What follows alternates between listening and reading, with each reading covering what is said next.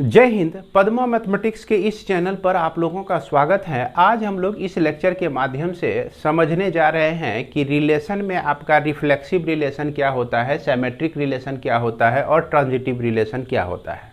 थोड़ा सा मैं पीछे जाऊं तो रिलेशन का डेफिनेशन आप लोगों को ठीक पिछले वीडियो में आपको बताया गया।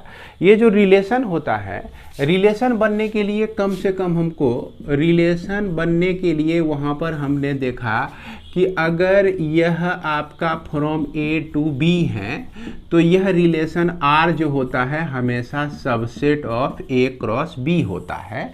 और इसी में हम लोग वहाँ पर समझे थे कि इम्पटी रिलेशन क्या होता है, इम्पटी रिलेशन क्या होता है। उसके बाद हम लोग जाने थे यूनिवर्सल रिलेशन क्या होता है। और इतना सा जानने के बाद जो है यह भी समझे थे हम लोग कि यही रिलेशन जो है आपका है ना, किसी एक सेट के लिए डिफाइन हो सकता है। ऑन सेट ए किसी ए के लिए डिफाइन हो सकता है। इसमें और इसमें अंतर यही होता है कि अगर दो सेट पर डिफाइन हो तो डोमेन आपका ए हो गया और कोडोमेन आपका बी हो गया। लेकिन अगर एक ही सेट पर डिफाइन हो ए टू ए लिख सकते हैं, यानी कि डोमेन भी इसका ए हुआ और कोडोमेन भी इसका ए ही हुआ। और ये हमेशा जो ये रिलेशन होता है आपका सबसेट हो जाएगा, ए क्रॉस ए का हो जाएगा। इसमें भी हमारा इम्पटी रिलेशन बनता है, इम्पटी रिलेशन बनता है जो कि आपका इस तरह से डिफाइन, जिस तरह से इसको डिफाइन किए हैं उसी तरह से इसको भी समझिए। सिर्फ आप बी के जगह पे यहाँ ए को ही यूज कर लीजिए। उसी तरह से यहाँ पर यूनिवर्सल रिलेशन भी बनता है। और इसके बाद एक एक्स्ट्रा जो रिलेशन बनता है जिसको हम लोग आइडेंटिटी रिलेशन कहते हैं, आइडेंटिटी रिलेशन कहते हैं। तो आइडेंटिटी रिलेशन को हालांकि आई से डिनोट किया जाता है। और यहाँ पर एक नया चीज़ इसमें घुस रहा है। आइडेंटिटी रिलेशन किसको कहते हैं? तो आइडेंटिटी रिलेशन को हम इस तरह से डिफाइन कर सकते हैं, a relation R, a relation R on the set A is called identity relation, identity relation if a belongs to R for all a belongs to A। अब ये कह रहा है कि अगर A कोई एलिमेंट हो A का तो निश्चित रूप से हमको A इस रिलेशन में अगर बिलोंग करता है सभी के लिए तो ऐसे रिलेशन को हम लोग आइडेंटिटी रिलेशन कहते हैं। अगर ये समझ में नहीं आ रहा है तो तुरंत समझ में आ जाएगा। जैसे मान लिया जाए कि हम ए कोई सेट लिए हुए हैं, इसमें 1 2 3 एलिमेंट है आपका, और इससे जो रिलेशन हम ले रहे हैं, जैसे ए के जगह पर हमने 1 रखा, 1 बिलोंग्स टू ए, तो अगर ए बिलोंग करता है तो ए भी इसमें बिलोंग करना चाहिए रिलेशन में। तो यानी कि 1 1 भी इसमें बिलोंग करेगा। फिर इसका एलिमेंट 2 है, 2 के चलते 2 2 भी आना चाहिए, और 3 है, 3 के चलते 3 3 भी आना चाहिए। तो ये आपका जो है आइडेंटिटी रिलेशन हो जाएगा। कौन सा रिलेशन हो जाएगा? आइडेंटिटी रिलेशन हो जाएगा। तो इसको हम लोग दूसरे शब्दों में इस तरह से भी लिख सकते हैं, if a related to a such for all A belongs to A. अब यदि मान लीजिए कि किसी सेट में जो है आपका 4 5 6 है, तो 4 4 5 5 6 6, तो ये सारे एलिमेंट अगर किसी रिलेशन में आते हैं तो उसे हम आइडेंटिटी रिलेशन कहते हैं। आइडेंटिटी रिलेशन का एक कमजोरी क्या है कि इसके अलावे इसमें जो है आप चाहिएगा 2 3 को रख दें। किसको रख दिए हम यहाँ पर? 2 3 को रख दिए। तो 2 3 जैसे रखे, 2 3 के चलते इसका जो आइडेंटिटी नाम था ये चेंज हो गया। ये अब जो है आइडेंटिटी रिलेशन नहीं रहा। आइडेंटिटी रिलेशन कहता है कि भैया हम इसी तरह से रहेंगे हमेशा। अगर किसी सेट में मान लीजिए 2 3 4 5 हैं, है ना, किसी सेट बी में, तो इससे जो आइडेंटिटी रिलेशन बनेगा 2 2 आएगा, 3 3 आएगा और 4 4 आ जाएगा, उसके बाद 5 5 आएगा। और इसके अलावे न तो कुछ इसमें ज़्यादा होना चाहिए और न इससे कुछ कम होना चाहिए। क्यों? ये डिपेंड करता है इस पे, 1 2 3 4 एलिमेंट है, तो इस तरह से ही होगा, तभी आपका क्या कहते हैं आइडेंटिटी रिलेशन होगा। अब इसके बाद हम लोग चलते हैं, जो 3 महत्वपूर्ण रिलेशन है आपका और एक ही सेट पर डिफाइन होता है, जिसमें से आपका एक है रिफ्लेक्सिव रिलेशन, रिफ्लेक्सिव और दूसरा जो है सैमेट्रिक रिलेशन और तीसरा जो है आपका ट्रांजिटिव रिलेशन। ये 3 रिलेशन है, तीनों को हम लोग बारी बारी से डिस्कस करेंगे। तो यहाँ पर याद रखिए, शॉर्ट में याद रखने के लिए देखिए RST याद रखिए, ऐसे आप लोग याद ही रखते होंगे, मेरा नाम RSP सर हैं हम, तो यहाँ पर RST नाम याद रखिए। रविशंकर तिवारी नाम याद रख लीजिए, रविशंकर प्रसाद नहीं रख के। तो RST, R for reflexive, S for symmetric, T for transitive. अब बारी बारी से हम लोग इसको डिफाइन करते हैं। यहाँ पर पहला जो है आपका रिफ्लेक्सिव रिलेशन, इसमें का भी डेफिनेशन जो है आपका ठीक आइडेंटिटी रिलेशन के तरह ही है, ठीक आइडेंटिटी रिलेशन के तरह ही है। तो इसको भी हम लोग लिख सकते हैं भैया, ये देखा जाए कि a relation R on A is set to be reflexive relation है ना, if A belongs to R for all A belongs to A. यहाँ पर देखिए उल्टा ए जो लिखते हैं ना, इसका मतलब होता है फॉर ऑल या फॉर एवरी, याद रखिएगा। इंग्लिश में लिखते हैं ना फॉर ऑल, यानी कि सभी ए के लिए इतना होगा। तो इसी को हम लोग इस तरह से नोटेशन देते हैं। तो यहाँ भी नोटेशन हम दे दिए थे, हो सकता है यहाँ नहीं समझे होंगे तो यहाँ पे जरूर समझ गए होंगे। तो इस तरह से हमारा ये आपका रिफ्लेक्सिव रिलेशन बन गया।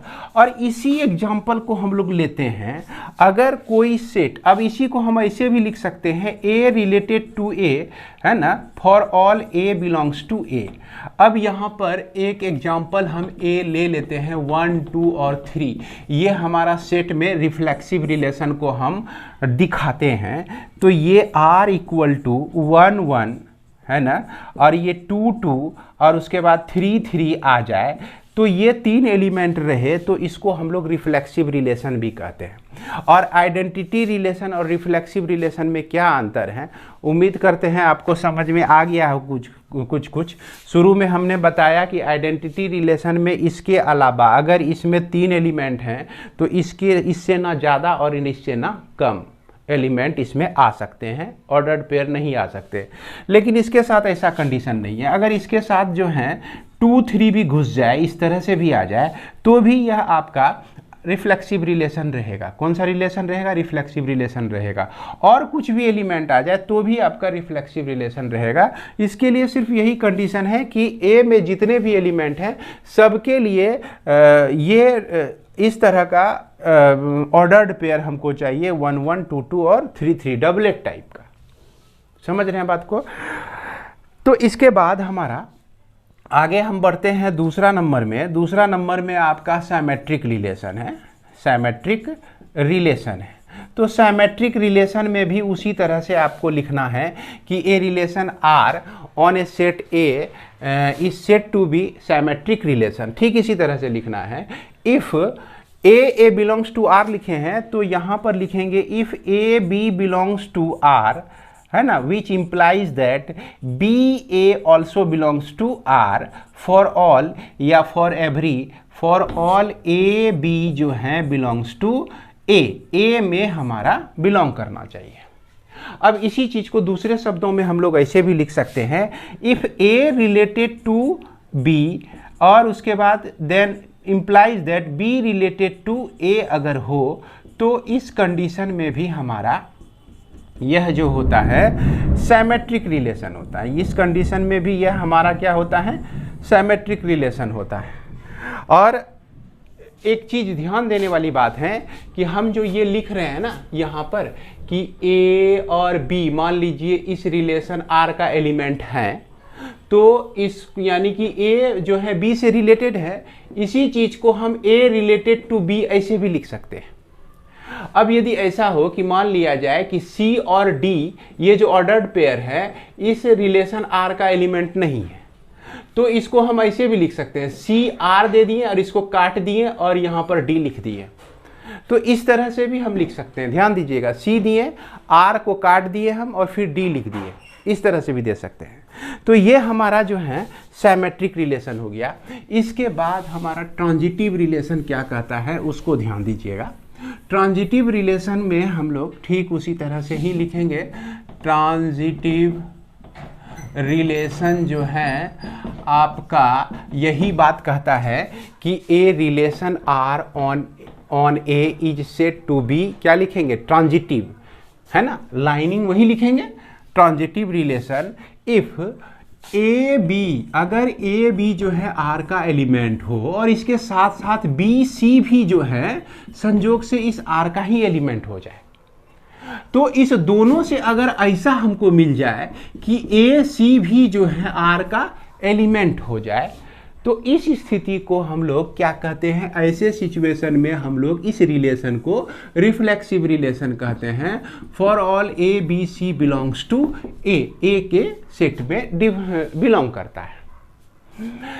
इसी को हम लोग A related to B and B related to C implies that A related to C, इस तरह से भी लिख सकते हैं। तो उम्मीद करते हैं कि ये आपको तीनों का डेफिनेशन समझ में आ गया होगा। तो ट्रांजिटिव रिलेशन को आप लोग समझ गए होंगे। और एक बात ध्यान रखिएगा, एक होता है आपका इक्विवेलेंस रिलेशन, इक्विवेलेंस रिलेशन। तो इक्विवेलेंस रिलेशन कब होता है, जब ये रिलेशन तीनों कोई रिलेशन ऐसा है जो तीनों हो, रिफ्लेक्सिव रिलेशन भी हो और सिमेट्रिक रिलेशन भी हो और ट्रांजिटिव रिलेशन भी हो, यानी कि RST हो, तो ऐसे रिलेशन को हम लोग इक्विवेलेंस रिलेशन कहते हैं। अब जो मेन बात है, आपको कुछ एग्जाम्पल की मदद से मैं समझाता हूं कि ये आपका रिफ्लेक्सिव, सिमेट्रिक और ट्रांजिटिव रिलेशन को हम लोग कैसे पहचानेंगे। तो इसके पहचान के लिए आप लोगों को बड़ी ध्यान से देखना पड़ेगा कि ए कोई सेट है हमारा 1, 2 और 3, 3 एलिमेंट हैं। अब यहाँ पर एक रिलेशन हमने डिफाइन किया है 1, 1 और ये 2, 2 और ये आपका 3, 3। इसे देखकर आप जरूर कहेंगे कि ये सर आइडेंटिटी रिलेशन है ना, क्या है भैया, आइडेंटिटी रिलेशन है। उसके बाद इसको आप रिफ्लेक्सिव रिलेशन भी बोल सकते हैं। लेकिन क्या ये बता सकते हैं कि ये सिमेट्रिक है कि नहीं है, ये आपका ट्रांजिटिव है कि नहीं है। तो आप जानकारी के लिए रखिए, एकदम इस बात को दिमाग में खोज लीजिए कि ये जो रिलेशन आप देख रहे हैं यह आपका सिमेट्रिक भी है, ट्रांजिटिव भी है और रिफ्लेक्सिव भी है, संयोग से आइडेंटिटी रिलेशन भी है। अगर इसका प्रूफ आप देख लेते हैं तो आपका बहुत सारा कॉन्सेप्ट डेवलप हो जाएगा। ये इसको हम बताते हैं। तो इसमें तो आपको ये तो कह ही सकते हैं कि ये आपका कौन सा रिलेशन है, रिफ्लेक्सिव रिलेशन है। और हम लोग जानते हैं कि सिमेट्रिक में क्या होना चाहिए, सिमेट्रिक में ए बी अगर इस आर का एलिमेंट है तो बी ए को भी इस आर का एलिमेंट होना चाहिए, ठीक ना। अब मान लीजिए कि हमने कहा कि 1, 1 जो है इस R का एलिमेंट है, 1, 1 और इसके बाद जो है आपका ये 1 और ये 1, यहाँ पर हम देख रहे हैं कि B जो है पहले आ जा रहा है, A जो है बाद में चला जा रहा है।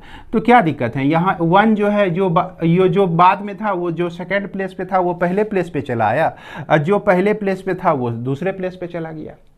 तो इस हिसाब से इसको क्या होना चाहिए, आपका 1, 1 को सिमेट्रिक होना चाहिए, 2, 2 को क्या होना चाहिए, सिमेट्रिक होना चाहिए, 3, 3 को क्या सिमेट्रिक होना चाहिए। तो और बिल्कुल हैं भी, इसको हम सिमेट्रिक बोल सकते हैं। तो इसीलिए इस रिलेशन को हम लोग क्या कहेंगे, सिमेट्रिक रिलेशन कहेंगे। अगर आप मन में ये सोच रहे हैं कि सर यहाँ पर 1, 1 आया हुआ है तो एक 1, 1 है ही, अब फिर ये दूसरा 1, 1 तो नहीं है इसमें। तो सेट में जो होता है सिर्फ एक ही एलिमेंट एग्जिस्ट करते हैं, वो दूसरा रिपीट नहीं किया जा सकता है। अगर मान लिया जाए कि ये एक बंद रूम है, सेट रिलेशन आर जो है एक बंद कमरा है, रामू को हम बुलाए, बोले कि देखो तो अंदर जाके 1, 1 है, तो वो कहेगा हाँ सर 1, 1 है। अगर मोती को हम बुलाए, उसको भी कहेंगे कि देखो तो 1, 1 इसके अंदर है, तो है। तो यहाँ वही तो बात है कि 1, 1 अगर एग्जिस्ट करता है आर में 1 1 अगर R में एग्जिस्ट करता है तो इसका उल्टा 1 1 भी, यह भी R में एग्जिस्ट करता है, यह भी इसका एलिमेंट है।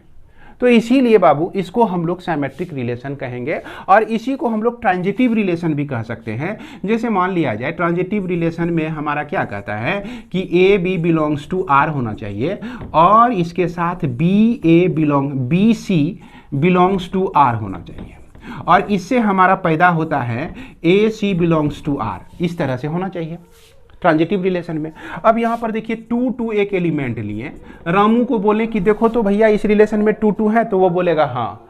अब इस 2 से शुरू होने वाला कोई दूसरा एलिमेंट चाहिए, तो फिर सामू को हम भेजेंगे, कहेंगे कि देखो तो 2 से शुरू होने वाला कोई एलिमेंट है, तो वो बोलेगा हाँ इसमें है 2 2 है सर, तो 2 2 उतार लिए।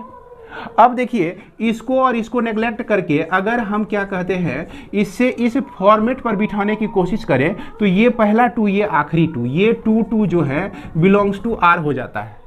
तो इस तरह से हम कह सकते हैं कि यह जो है आपका कौन सा रिलेशन हो गया, ट्रांजिटिव रिलेशन। तो अब आइए हम लोग कुछ ऐसे एग्जाम्पल देखते हैं जो ये आपको बताएगा कि दिया गया रिलेशन आपका रिफ्लेक्सिव है कि नहीं, सिमेट्रिक है कि नहीं, ट्रांजिटिव है कि नहीं।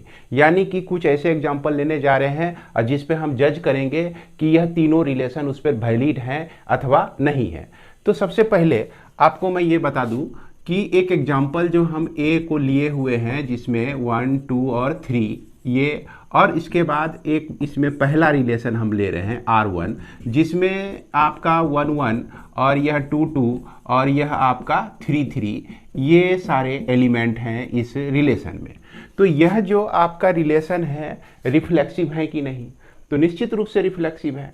अगर सेट के हर एक एलिमेंट के लिए इस तरह का कंडीशन आ जाए कि A related to A for all A belongs to A, तो ये कंडीशन जो होता है आपका रिफ्लेक्सिव का होता है। और इसके बावजूद यह भी जान लीजिए कि यह आपका आइडेंटिटी रिलेशन भी है और ये आपका रिफ्लेक्सिव रिलेशन भी है। तो शुरू से हम लोग रिफ्लेक्सिव को R लिखते आ रहे हैं, सिमेट्रिक को S लिखते आ रहे हैं और ट्रांजिटिव को T लिखते आ रहे हैं। तो यहाँ पर यह रिलेशन आपका रिफ्लेक्सिव है तो ये R रहने देते हैं। अगर रिफ्लेक्सिव नहीं होगा तो R नॉट इस तरह से काट देंगे, उसके बाद सिमेट्रिक नहीं होगा तो ऐसे काट देंगे, ट्रांजिटिव नहीं होगा तो ऐसे काट देंगे। तो ये हमारा शॉर्ट सिंबल हम लोग अभी यूज करेंगे। और RST मैंने जैसे कि शुरू में आपको बताया भी कि R for reflexive, S for symmetric, T for transitive. RST Ravishankar Tiwari नाम याद रखिए। तो ये रिफ्लेक्सिव है। उसके बाद अभी जस्ट हमने बताया आपको कि अगर इस तरह का डबलेट हो आपका, इस तरह से 1 1 2 2 3 3 आए, तो ये ऑलवेज सिमेट्रिक होता है, क्योंकि ये सिमेट्रिक का जो रूल है A रिलेटेड टू B हो तो B रिलेटेड टू A हो जाता है, यानी 2 रिलेटेड टू 2 हो तो इससे 2 रिलेटेड टू 2 हम लोग लिख सकते हैं। तो ये जो है आपका सिमेट्रिक का भी कंडीशन को फुलफिल करता है। और जस्ट अभी एग्जांपल में आपको यह भी बताया गया कि ये किस तरह से ट्रांजिटिव रिलेशन है। तो ये RST यानी रिफ्लेक्सिव भी है, ट्रांजिटिव भी है और सिमेट्रिक भी है और ट्रांजिटिव भी है। इसके बाद दूसरा एग्जांपल हम लोग लेते हैं जिसमें 1 1 एलिमेंट है, एक 2 2 एलिमेंट है और यह 3 3 है आपका, उसके बाद 2 3 भी है इसमें। तो ये आपका रिलेशन है। यहाँ तक तो कोई डाउट नहीं है कि यह RST होगा ही, लेकिन यहाँ पर हम देख रहे हैं 2 3 है, सिमेट्रिक होने के लिए 2 3 है तो 3 2 को भी एग्जिस्ट होना चाहिए, लेकिन 3 2 इस रिलेशन में नहीं है, इसीलिए यह सिमेट्रिक नहीं है। इसके बाद ट्रांजिटिव के लिए सोचते हैं, अगर 2 3 है इसमें और इसके साथ 3 से शुरू होने वाला कोई एलिमेंट, जैसे यहाँ देखिए 3 3 शुरू हो रहा है, तो इससे क्या हमारा ऐसा हो सकता है, इस दोनों को नेग्लेक्ट कर दिए तो क्या बचा 2 3। क्या 2 3 जिस रिलेशन में एग्जिस्ट कर रहा है, तो हाँ कर रहा है, 2 3 है ही। 2 3 डाल देने से यह आपका ट्रांजिटिविटी इसकी बच जाती है, यानी कि यह जो रिलेशन होता है आपका ट्रांजिटिव रिलेशन हो जाता है। इसके बाद आप एक एग्जांपल और देखिए R3 का, और इस R3 में सिर्फ 2 3 एक एलिमेंट है, तो यह आपका रिलेशन सिमेट्रिक है कि नहीं, तो निश्चित रूप से यह सिमेट्रिक नहीं है। सिमेट्रिक होने के लिए तो इतना सा हमको चाहिए ही हमेशा, जो इसमें था इतना तो सिमेट्रिक रिफ्लेक्सिव हम बोल दिए, माफ करेंगे, कुछ गलती हो गई थी, रिफ्लेक्सिव। रिफ्लेक्सिव होने के लिए इतना तो हमको चाहिए ही, तो यह जो है आपका रिफ्लेक्सिव नहीं है, यह सिमेट्रिक भी नहीं है, क्योंकि 2 3 है तो 3 2 को भी होना चाहिए। अब यहाँ ट्रांजिटिव में थोड़ा बड़ा कंफ्यूजन हो जाता है। आप पहले देखेंगे तो कहेंगे कि सर ट्रांजिटिव तो नहीं है, लेकिन यहाँ पर क्या होता है, इसकी कल्पना क्या है कि ये ट्रांजिटिव कहता है कि ए बी जो है बिलोंग करता है आर में, और इसके साथ साथ बी सी भी बिलोंग करता है आर में, तब इसका रिजल्टिंग वैल्यू जो है हमारा ए सी जो है यह आर का एलिमेंट होता है। यानी कि ये दोनों कंडीशन फुलफिल करे, ये दोनों चीज अगर इसमें है तब ये हमको मिलता है। अब देखिए कि ये तो हमारा 2 3 सिर्फ अकेला है, 2 3 जो है, इसके अलावा तो कोई एलिमेंट है नहीं। तो यहाँ पर एक कल्पना कर ली जाती है कि अगर ये पूरा होता, मान लीजिए कि 3x होता, तो यह निश्चित रूप से आपका क्या हो जाता, 2 और x जो है इस रिलेशन का एलिमेंट होता। अब ये चीज जो है ये खुद कंप्लीट नहीं है, 2 3 के साथ जो है ये खुद कंप्लीट नहीं है, तो हम इसको ट्रांजिटिव नहीं कहें, ऐसा भी नहीं हो सकता है। ध्यान दीजिएगा, हम इसको ट्रांजिटिव नहीं कहें क्योंकि ट्रांजिटिव के लिए जो रिक्वायरमेंट है वो चीज पूरा यहाँ पे नहीं हो रहा है। ट्रांजिटिव के लिए 2 चीज चाहिए, 2 चीज में आप एक ही चीज हमको दे रहे हैं, तो क्या गारंटी है कि दूसरा चीज नहीं होगा। तो इसीलिए इस तरह के एग्जाम्पल में दूसरे चीज की कल्पना कर ली जाती है यस में, और कहा जाता है कि यह आपका ट्रांजिटिव होगा। ठीक एक एग्जाम्पल से समझिए कि अगर कोई कारपेंटर जो है एक टेबल बनाने के लिए जाता है, तो टेबल बनाने के लिए उसको मान लीजिए हथौड़ा चाहिए और आरी चाहिए, ठीक ना।